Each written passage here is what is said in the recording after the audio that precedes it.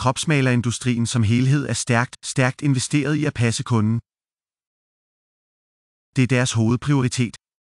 Den, der sidder i soveværelset eller i køkkenet og skyder huller i folk, er ude efter én ting og kun én ting, og det er penge. Du har 2 muligheder, ikke? Folk, der bliver piercet, de vil have en professionel. Opfør dig som en.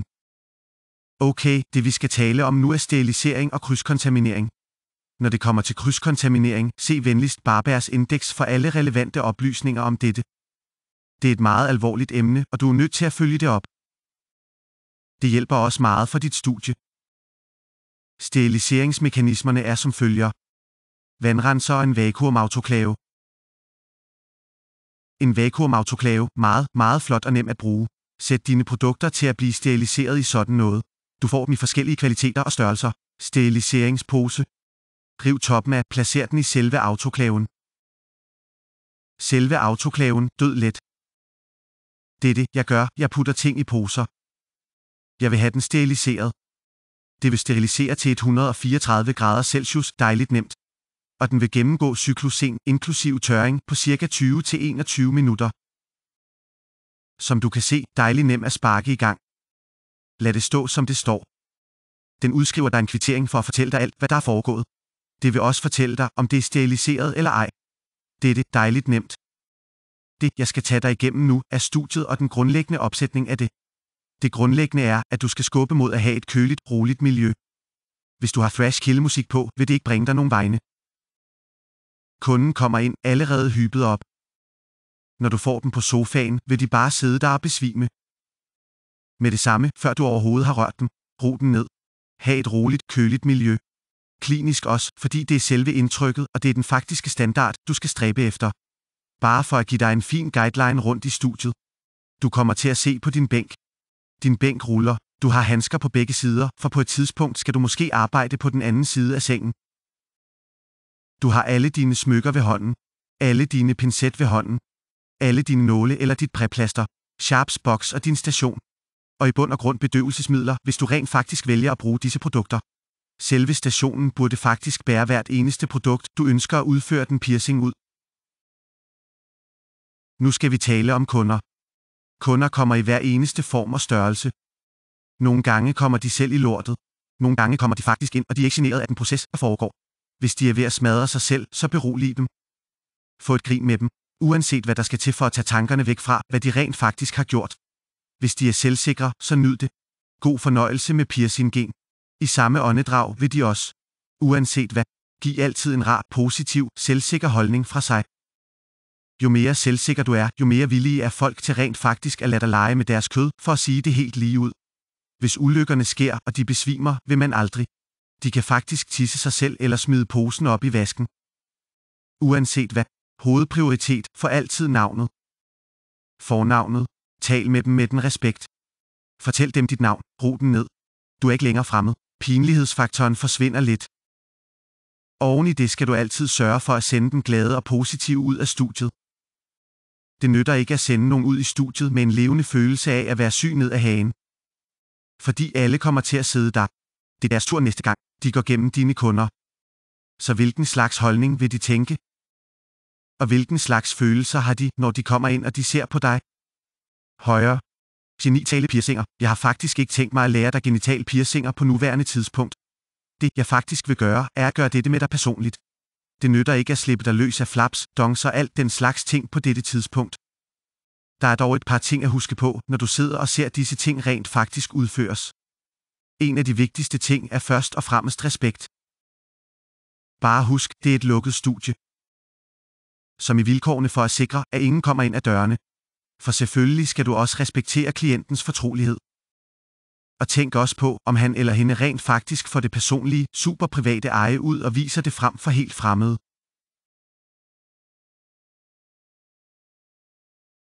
Og mærkeligt nok vil dette gøre mange mennesker til skarpe, krympende violer. Det grundlæggende i dette er altid at vise respekt. Højre. Det, vi også skal lære dig i dag, er en teknik, vi har forfinet til faktisk at stoppe piercinger med at bløde. Sådan fungerer det dybest set.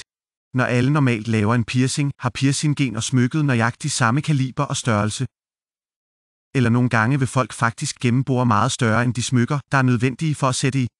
Giver naturligvis din krop god tid til at lade blod komme dampende ud af den. Det, vi gør, er faktisk at gennembore det. Klingen er faktisk mindre end det faktiske smykke, vi stikker i. Og processen med at sætte smykket i kanylen er det, der strækker det. Det hele lyder meget kompliceret, jeg ved det, men det går i stykker sådan her. Hvis du rent faktisk skal lave en 6 mm piercing, skal du faktisk bruge en 7 mm nål. Selve bladet i nålen er 5 mm. Når du rent faktisk sætter smykket i, strækker det kanylen lidt til størrelsen. Det vil faktisk tage det op til størrelsen 1,7. Dermed forsegles piercingen med 0,2 mm. Det lyder meget kompliceret, men det er en teknik, der fungerer med raffineret, og den er overordentlig god til sit arbejde. Du vil opdage, at næsten ingen vil bløde. Okay, jeg vil vise dig denne teknik lidt mere tæt på og lidt mere raffineret. Tag en 7 mm nål og et 6 mm smykke. Når piercingen faktisk er udført, genindfører du faktisk nålen. Hold det lidt tilbage på sig selv. Så det der fungerer som en styrkelse for selve processen. Sæt smykket til sidst. Som du kan se, er det lidt meget lille forstørret området. Træk nålen ud, kasser den. Bring den igennem, du vil opdage, at den faktisk vil forsegle piercingen. Det, vi nu skal gøre, er at lave 2 øjenbrynspiercinger og faktisk demonstrere dette for dig. Som du kan se her, har vi 2 piercinger. 2 øjenbryn, nøjagtigt de samme piercinger. Jeg er kommet herover, jeg har en appelsin. Herover har jeg en grå. Det første vi skal gøre er at stikke den orange piercing ind. Som du kan se, er vi allerede i en situation, hvor vi skal have styr på blødning med det samme.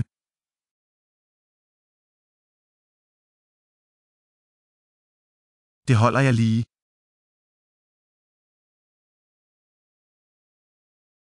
Jeg hopper bare foran kameraet.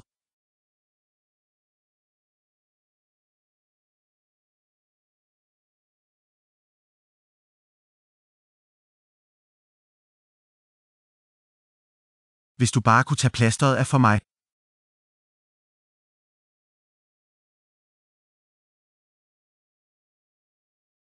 Værsgo. Der skal ikke så meget til for faktisk at finde ud af forskellen i den faktiske stil og teknikkerne, og hvordan det rent faktisk fungerer og gavner både klienten og dit studie. Okay, der går du. Den faktiske teknik er overordentligt godt bevist bare gennem det eksempel, som vi gjorde. Der er et par faktiske forskelle i visse piercinger, hvor du kan og ikke kan bruge dette. Den eneste vi nogensinde har fundet er navlepiercinger. Der er en stor reduktion i faktiske blødninger i forhold til denne piercing under alle omstændigheder. Så personligt vil jeg anbefale en appelsin.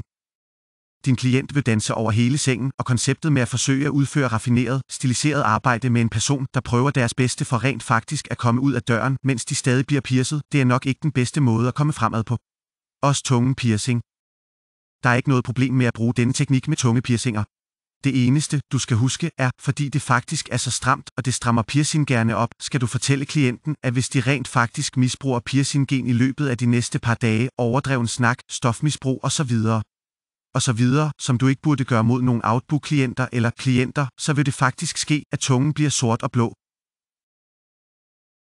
Nej, du har ikke ramt noget større. Det er bare det faktum, at musklen ikke kan gennemgå sine normale aktiviteter. Okay, det vi har her er din klient. Vi vil lige lede dig igennem nogle af de grundlæggende piercinger, der er tilgængelige på markedet. Der er nogle andre, som netop denne klient har en retfærdig dom af. Du har øjenbryn og rande, øjenbryn og træmmer, begge sider af en næse gennemboret. Du har dine labrets nederst. Du har også fået noget ekstrem læbepiercing øverst. På siden her har du en industriel indre konkylie, tænder bagpå dig, tragus, tunneler og forskellige andre fælge. På siden her har du fået en masse stilladsarbejde, tragus, fælge og tunneler igen. Internt har vi også omkring et udvalg af tunge piercinger.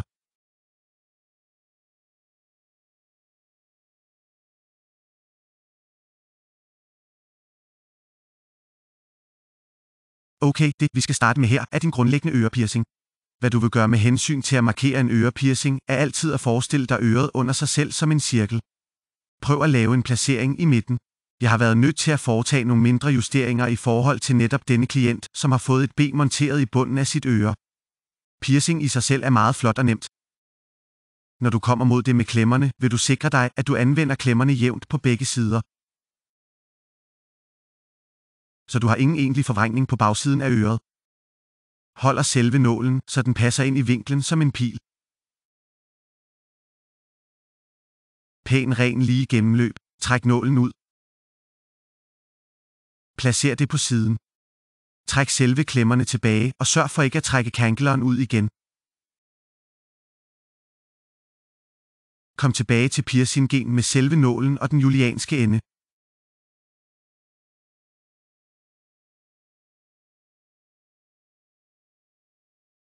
Lad os få lærlingehåret af vejen. Julianeren, kassernålen. Sørg nu for at trykke på forsiden for ikke at trække læsset med forvridninger. Skub din julian hele vejen igennem flot og nemt. Værsgo. Træk kankleren tilbage og nærm dig derefter til julian med bolten, der skal monteres.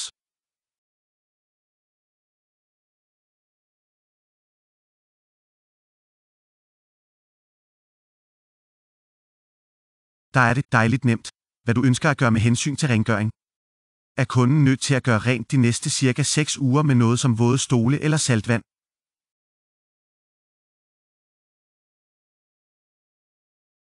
Okay, det vi skal lave her er din grundlæggende navle, ja dybest set din navlepiercing.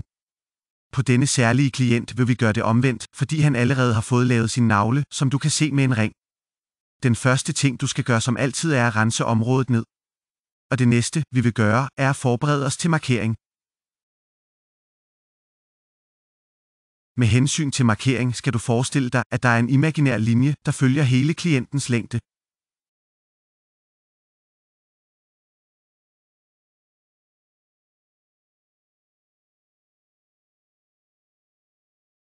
Bare kig lige op på klientens krop bare for at sikre dig, at den faktisk er på linje. Og lad os så begynde at forberede os til piercingen. Sørg for, at dine klemmer har den rigtige spænding. Påfør klemmerne på plads.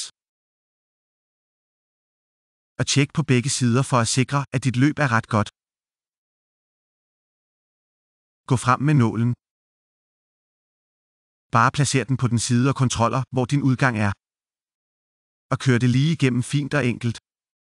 Træk nålen ud. Nålen kan faktisk kasseres på dette tidspunkt, og træk klemmerne tilbage. Skær bagsiden af kanylen af. Kasser det også, og så henvende sig med smykkerne.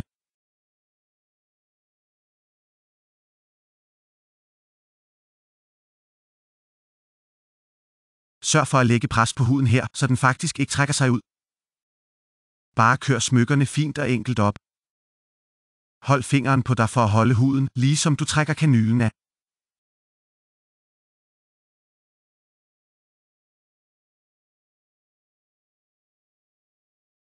Og lad os så gøre os klar til faktisk bare at skrue bolten på.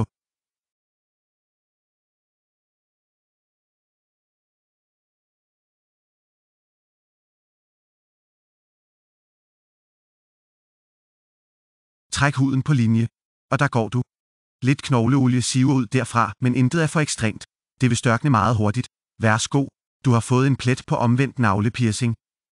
Højre med hensyn til efterbehandling til netop denne piercing. Det kunden skal gøre, er at gå og købe noget i stil med Meatpau. Han skal holde piercingen tildækket i cirka en uge. Skift dressingen hver anden dag, og så skal han ud og få en ny piercing, tildækket i cirka en uge.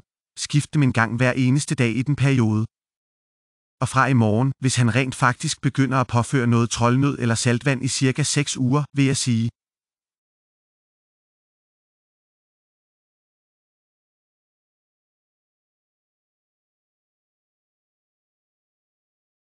Højre, det vi skal lave nu, er din grundlæggende brystvortepiercing.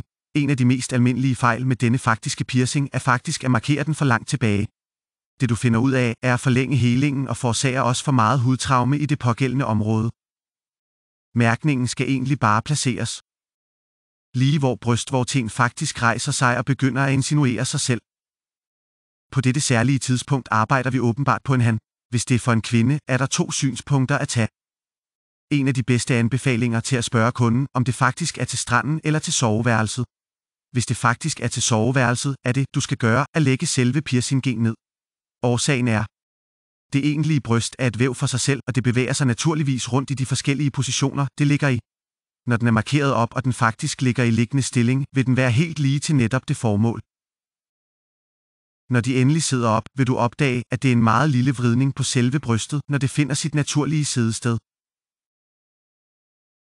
I så fald kan du få en lille smule differentiering inden for stængernes nivelringer. Det virker selvfølgelig også omvendt. Jeg har allerede renset den pågældende brystvorte ned med en røre, og som du kan se, har jeg allerede markeret det pænt og nemt, så jeg har fået 2 pæne niveaumærker på hver side, ligesom selve brystvorten begynder at insinuere, som jeg var talt om tidligere. Lige ved at blive klar til at pierce. Vender det samme igen, test altid den faktiske spænding, hvis du spænder sålerne. Du har brug for et naturligt fast greb om brystvorten, men i samme åndedrag ønsker du ikke rigtig at knuse den.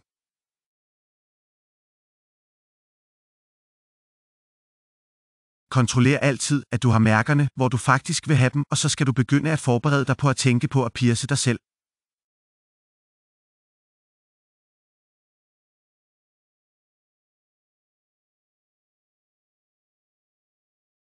Kommer mod det med selve nålen. Samme igen, placer nålen på den ene side, kontroller dit niveau, når du kommer ud. Der går du dejligt let rent løb. Tag nålen ud og træk selve klemmerne ud.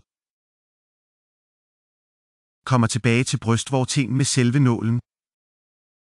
Tag kangleren af, læg smykket i til sidst. Træk nålen ud og kasser.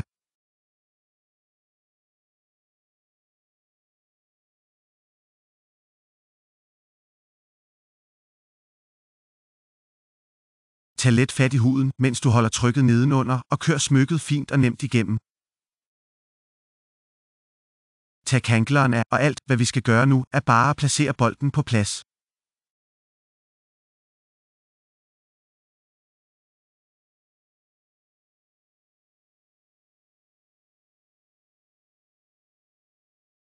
Brystpiercing op, og da du har din grundlæggende brystvortepiercing. Med hensyn til efterbehandling, hvad jeg personligt anbefaler, rengør begge sider med vådt barberbart saltvand. At sikre, at de rent faktisk renser snavs fra begge sider af ringen. Dette virker også, hvis vi skal sige, at brystvortens piercing bliver brugt til underholdningsværdi, og du er nødt til at rengøre den spot on.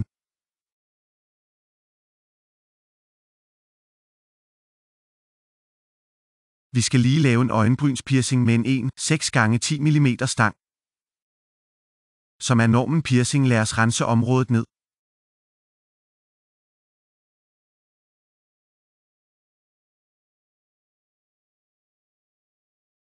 Lad os nu forberede os på at markere. Ved hjælp af de faktiske klemmer bunden af hans øje kører nålen. Som du kan fortælle. Sæt mærkerne flot og nemt ned. Kom tilbage til piercingen med klemmerne, forbered alt.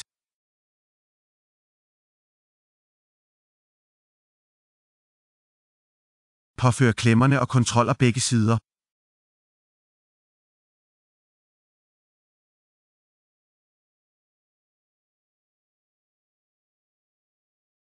Og så er det bare at køre nålen flot og glat igennem. Træk nålen ud, lad os gøre klemmerne.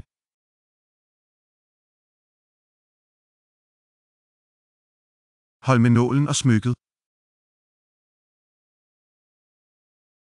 Og meget, meget forsigtig.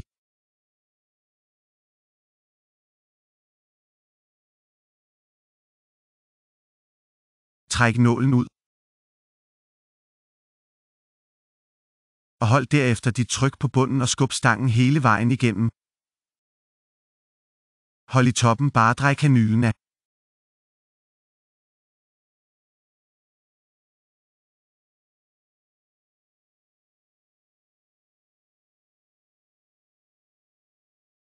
Skru kuglen ind, skub stangen op og skub derefter stangen ned. Dejlig øjenbrynspiercing. Jeg skal lige skaffe denne kunde noget væv. Men rent rengøringsmæssigt skal du bruge noget troldnød saltvand til at rense begge sider af stangen og små stykker bevægelse i cirka 6 uger. Det, vi skal lave nu, er din grundlæggende labrette piercing. Det, vi skal gøre med at passe i dette, er en 6x12 mm stang.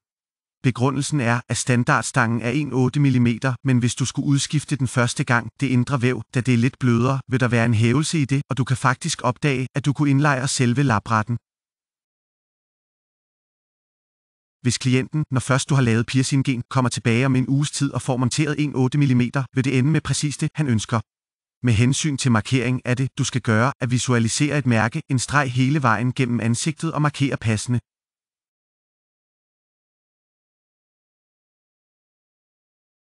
Lad os få klienten til meget let at åbne munden.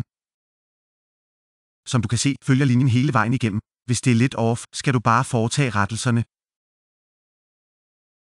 Okay, med hensyn til at fastspænde piercingen, hvad du skal gøre er at trække læben lidt ud på sig selv og faktisk køre klemmerne forsigtigt ned ad bagsiden af tandkødet, og så bare lade læben faktisk falde naturligt ned i sin position og luk derefter klemmerne på den.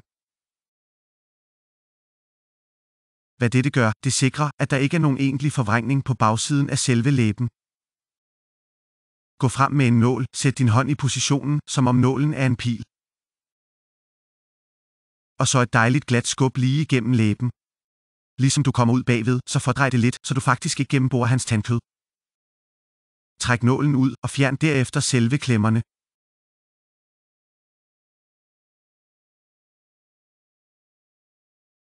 Kom tilbage med nålen og smykkerne. Få klienten til at åbne munden lidt. Og placer nålen tæt på ryggen, så den styrker den, lige som du sætter smykket i.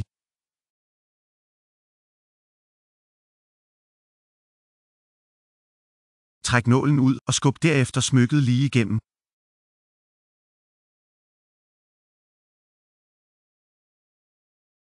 Bare tag en lille pincet, anbring den på stangen. Bare tag kanylen af, og så nærme dig piercingen igen med bolten. Lille pincet på, skru bolten på.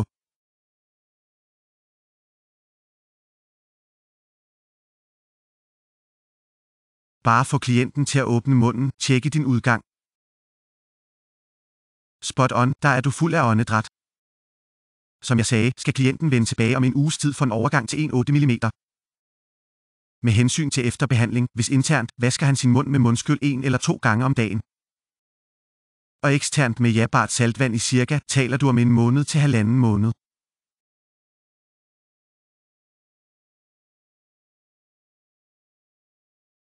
Okay, næste gang skal vi arbejde på tungepiercing. En af de vigtigste alvorlige advarsler, der skal gives om tungepiercing, er: tjek altid en klients venestruktur. Hvis du faktisk ikke tjekker venestrukturen, og du rent faktisk gennemborer sådan noget. Vi taler om nogle alvorlige superfunky komplikationer, der foregår. Den bedste ting at gøre, tjek det, hvis du ikke er 100% sikker, så lad være med at jage bogen kun for mig. Slå piercingen tilbage, fortæl klienten, at det faktisk ikke kan lade sig gøre.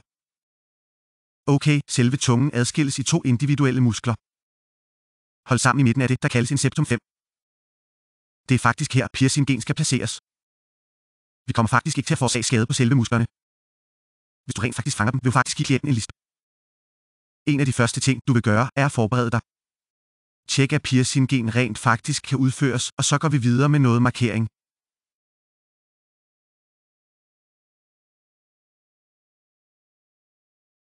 Du kan bare slappe af i tungen. Det er bare nemt at klemme tungen op. Tag et kig på toppen og se på bunden. Denne særlige klient har faktisk fået en vene, der løber lidt op ad siden der. Men jeg har en dejlig, meget positiv plads derop til rent faktisk at køre piercingen igennem. Så det er der, vi skal udføre det. Tag klemmerne af og forbered dig derefter på at markere. Du får klienten til at stikke tungen ud igen, marker området ned. Du vil få et grundlag for, hvor septum frenum er. Den naturlige folder i midten af tungen. Sådan kan du gå. Hvis du får klienten til at dele sin tunge sådan.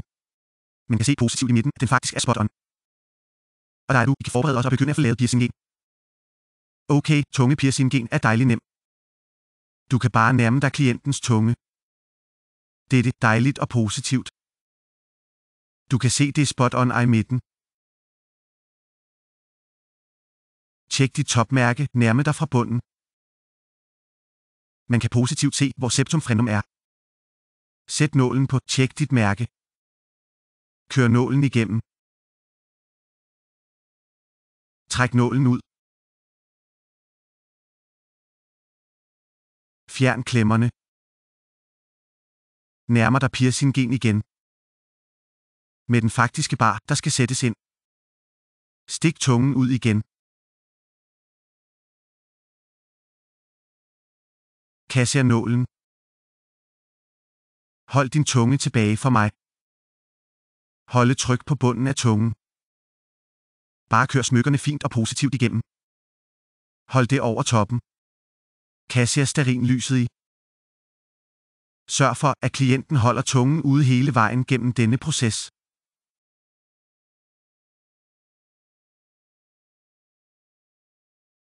Spyt og skinnende kugler. Er meget glatte små sutter. Men du vil være i stand til at tæmme dem. Skru den nederste kugle på over toppen. Bare skub stangen lidt op på sig selv. Sæt tungen ind igen. Hvad du vil gøre, jeg har udstyret dig med en 22 mm stang. Grunden til dette er, at du har en god mængde plads. Fordi din faktiske tunge kommer til at svulme op. Dybest set respekter det faktum, du har en tungepiercing. Misbrug det ikke. Med den faktiske proces med nåletilbageholdelse og sådan noget, vil du faktisk finde, hvis du misbruger en piercing. I løbet af de næste par dage vil du få nogle sorte og blå aftegninger. Rengør det hver eneste dag med mundskyld. Og inden for en uge tid vil vi udstyre dig med en 16 mm stang. Det vil være passende for din piercing på lang sigt. Okay, lad os skrue lidt op. Lad os lave noget ørearbejde. Vi starter der og bygger os op til nogle seriøse piercinger. Okay, hvad vi skal gøre nu er grundlæggende tracheus piercing. Vi vil gøre det samme. Dybest set er det øret. Tør området ned. Sørg også for, at det er rent indvendigt. Mærkning. Lad os forestille os, at der er fremspring der som en cirkel. Jeg markerer midten.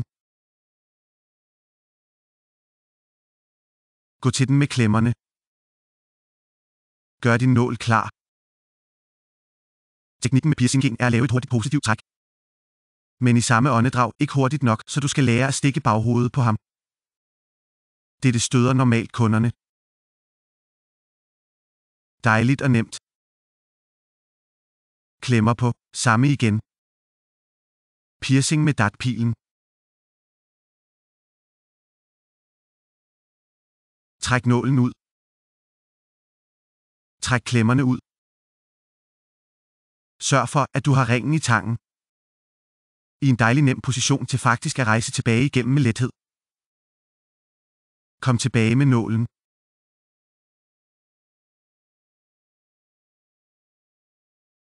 Grib smykkerne. Fjern nålen. Lægger fingeren på siden af tracheus bare for at styrke den. Kør smykket igennem med et godt positivt træk. Hovedbunden forsigtigt. Fjern pincet. Den gode idé er altid at placere det et dejligt positivt sted. Passer i skålen. Få kredsløbene i skålen.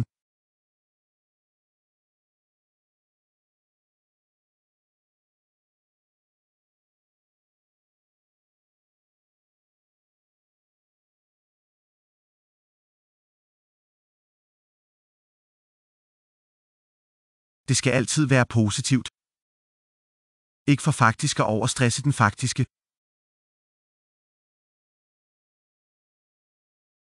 Skålen selv. I samme åndedrag. Stærk nok til at åbne en 7 mm ring. Drej ringen for at se det.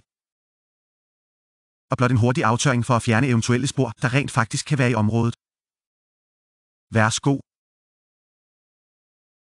Tracheus piercing er faktisk et meget forenklet område af din krop. Den ved ikke rigtigt, at den har været gennemboret i omkring 7 dage. Så vil du faktisk begynde at få lidt rødme. Og nogle meget svage hævelser i området. Så princippet gælder. Rengør det fra i morgen med troldnød eller saltvand. og det bliver en dejlig positiv piercing. Lige nu skal vi lave en industriel. En af hovedårsagerne til industriel afvisning forsøger at føre piercingen igennem med klemmer. Er faktisk forvrængning af den faktiske pacing ude af justering, så du ikke kan få det naturlige flow af selve baren. Dette betyder faktisk, at vi er nødt til at udføre dette tempo i hånden. Hvis du laver denne pacing i hånden, har du naturligvis brug for ekstrem forsigtighed, som så snart du har at gøre med nåle, har du brug for hjælp. Sørg for, at alt er pænt og rent, og så ringstangen op bare til placering.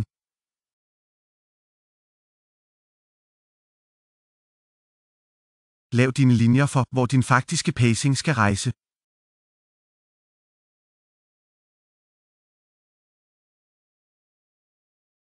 Lav en prik på toppen, så du har din udgang, og derefter på siden, så du har din indgang.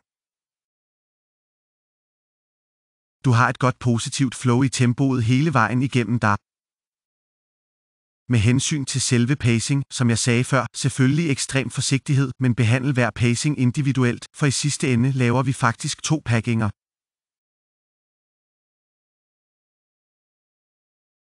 Hold forsigtigt i øret, skub bare stangen igennem, følg linjen lige gennem toppen og spring faktisk ud på toppen igen.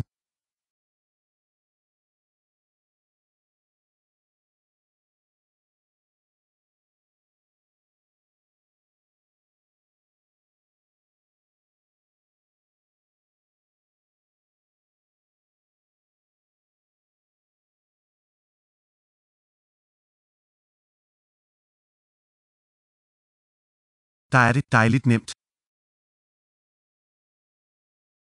Med hensyn til indsættelsen af smykket, som jeg sagde før, skal du behandle hver gang som en enkelt.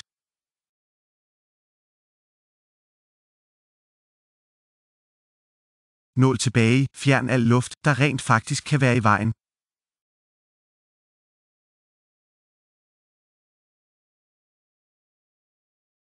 Fjern nålen og enhver gang.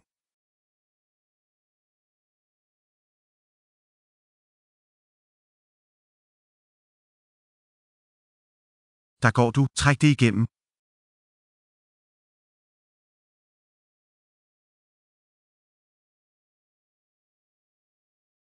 Du vil få en lille forvrængning i øret, men du vil faktisk strække øret på plads.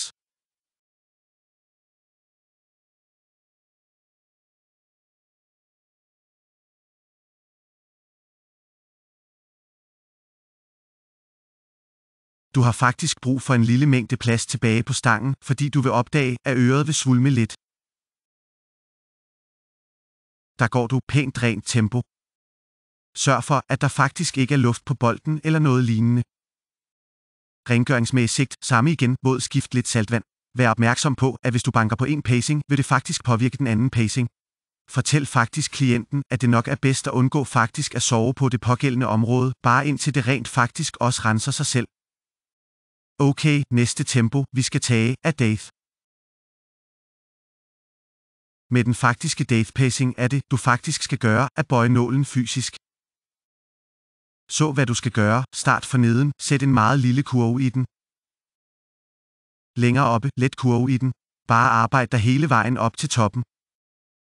Så dybest set er nålen på en offset, sådan. Det, du skal sikre dig, er, at selve kanylen faktisk ikke er over bladet, nålens skæreelement.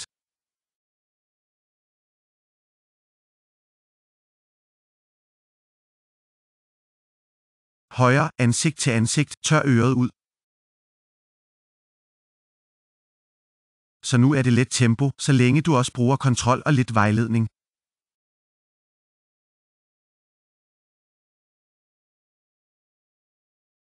Det, du vil gøre, er at nærme dig her med et sæt pincet og selve nålen. Det, du skal bruge pincet til, er til faktisk placering nedenunder for faktisk at styrke Deathen, så den faktisk kan modtage nålen og så rent faktisk komme ned fra toppen med hensyn til selve nålen.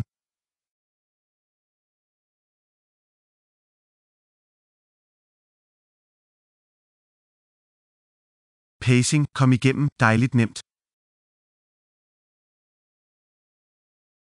Du vil faktisk ikke kunne trække nålen ud, så du trækker den bare ind i selve kanylen for klienten.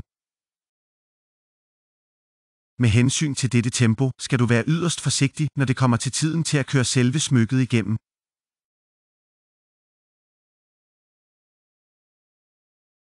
Det der smykket i bunden. Jeg har brug for et pænt, meget fast skub hele vejen op.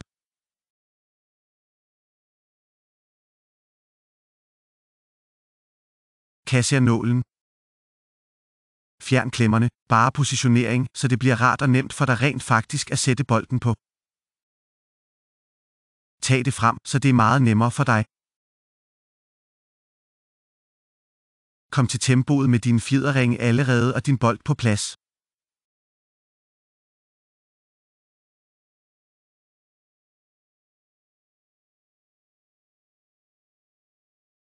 Så du har fingrene overalt.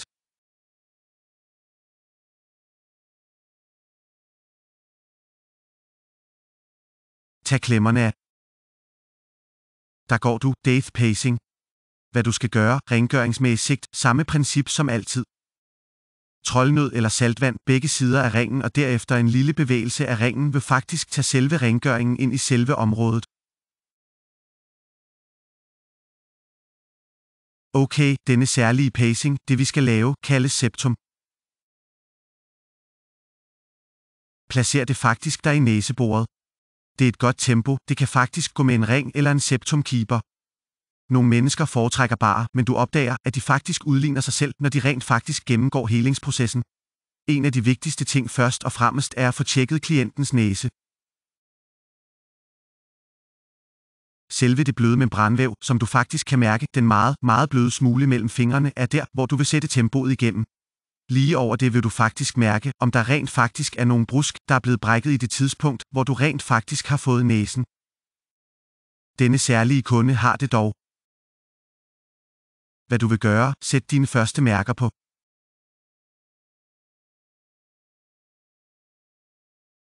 Tjek, hvor dit mærke er, det er præcis der, hvor du skal køre det, og forbered dig derefter på tempoet. Der er en stor advarsel med denne særlige stil om, hvordan man laver septum pacing. Jeg kommer faktisk til at klemme under næsen med fingrene. Årsagen er, at du oplever, at du får meget mindre forvrængning af hele selve tempoet, og det vil altid sidde meget mere naturligt.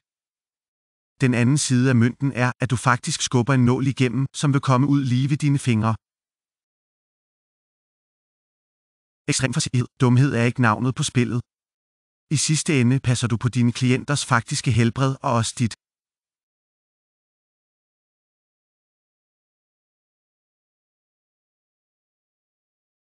Tjek dit mærke.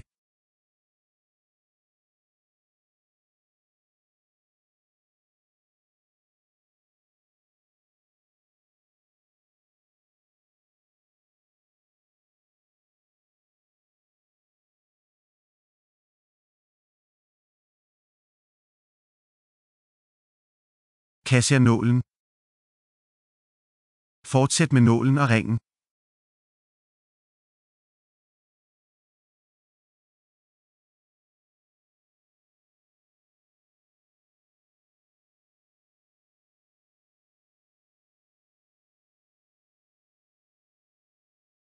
Kasser nålen og gør dig klar til at køre ringen igennem.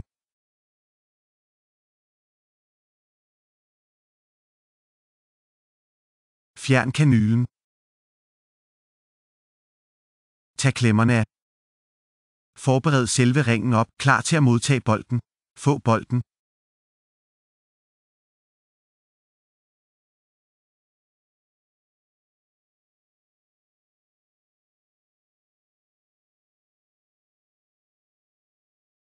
Hent ringene.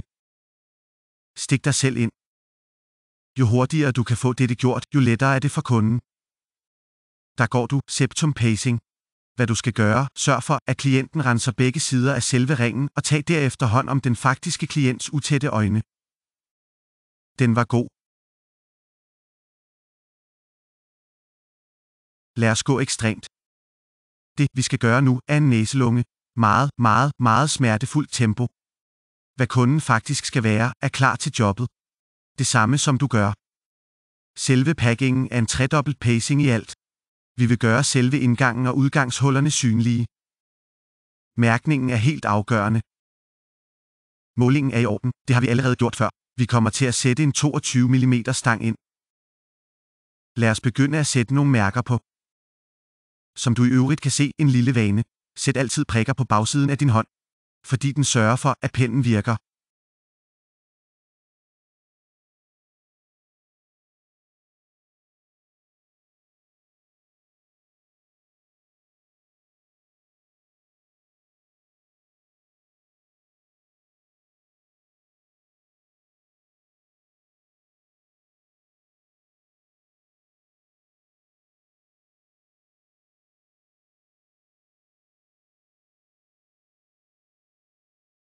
Sørg for, at det er i niveau. Ja, vi er godt i gang. Okay, du skal sikre dig, at den faktiske klient er klar og forberedt til sammensætningen. Forbered dine klemmer. Faktisk komprimer næsen. Klemmer på begge sider. Sørg for, at de er pæne og spot on. Det har vi det godt med. Men du skal skubbe dette i en 90 graders retning.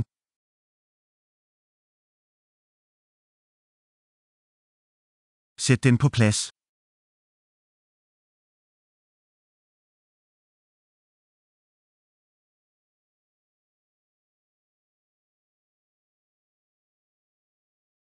Hvis du bare giver klienten et sekund til at komponere sig selv.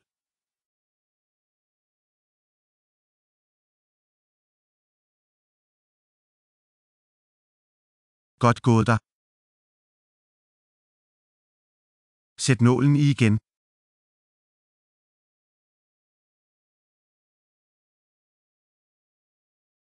Passer ind i barren. Kasser nålen. Nu sker det. Klem næsen.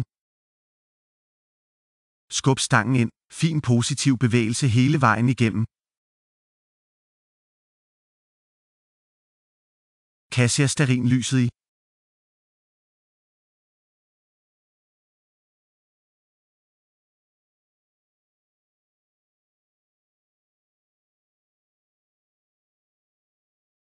Skru bolden ind. Niveller stykket op. Værsgo. En næse langs enden.